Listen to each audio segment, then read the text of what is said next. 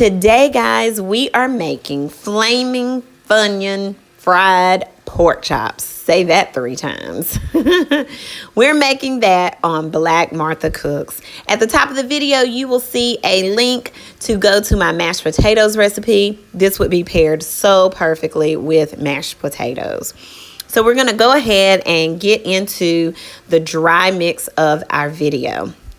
So the dry mix, I am using this particular bag of Funyuns. I think it's going to bring some great flavor. If you don't have those, you could use hot Cheetos also.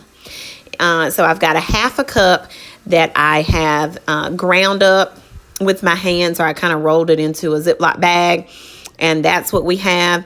And I'm going to take that and mix it with 1/3 of a cup of panko breadcrumbs and a half cup of all-purpose flour. I'm going to mix that in with a couple of shakes of Italian seasoning, and that's going to be our dry mix. And go ahead and use your hands. Y'all know you can use your hands when you're cooking. It's your food. Okay, so let's get going. We've got our pork chops in our wet. Then we're going to take them over to our dry mixture. Remember, that's just flour, and we've got the Funyuns, Flamin' Hot Funyuns in there, and the panko, and some Italian seasoning, and that's going to be your dry. Okay, so I'm going to take my hand. Yes, I use my hands when I'm cooking. It's my food. It's for my family. If you'd rather glove your hand, you go for it. But this is how I do it at home. So I'm tossing this in because I want them to get nice and coated. I want every inch of this to get done. Now, if I weren't holding the camera, I would have just one hand for wet and one for dry. But I'm showing you how I do this. And I just pat down because, like I say, I want every inch of this to be covered in the mixture. I'm patting down, pressing in, and then I'm going to give it a little shake. Okay. And there we go. Okay, and then I'm just going to transfer over to just a regular plate. So I'm going to repeat this process and get ready to fry.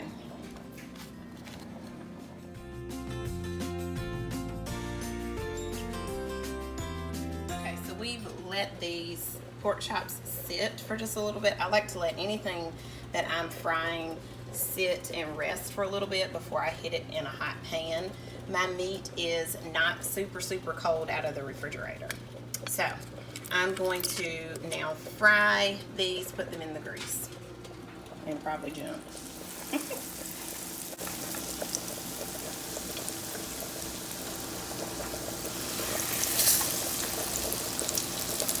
I am frying these in just regular vegetable oil.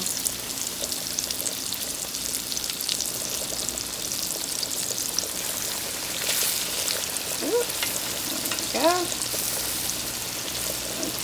It's gonna be so good. Y'all, I am a country girl. I love some fried something. Oh my goodness. Fried pork chops, y'all. Alright, now it's time for us to flip these over. Look at that color. Alright. I hope you can see how golden brown-ish with a nice red tint. That is. Alright, without fogging up the camera too much. Okay, and so now we're going to let this cook on this side. So those have been frying for about 7 to 8 minutes. Again, mine are pretty thin. I like a good thin pork chop. You might even want to put this on make a pork chop sandwich. You know what I'm talking about. But anyway, so there it is. Looking good. Alright, so we are going to take these out. They are ready, and I'm just transferring them here to a rack. I just put this rack over a plate just to kind of let those drip off. I personally do not like using a paper towel to let anything that I have fried rest, because it just kind of gets stuck to the paper towel, and then we got a whole nother issue. So I just like to use a rack like this. It's got some openings that it can just drip through and then be just fine, and it's perfectly crispy. I'm so excited. The only thing I'm going to do with this is hit it with just a touch of onion powder, and I'm going to be finished. That is it. And that's it. Our pork chops are done. I hope you enjoyed this video and that you decide to make these pork chops. Give it a thumbs up, share it with everyone you know, and don't forget to follow us on Instagram and Facebook, and subscribe to our channel. Thanks so much for watching. Be blessed.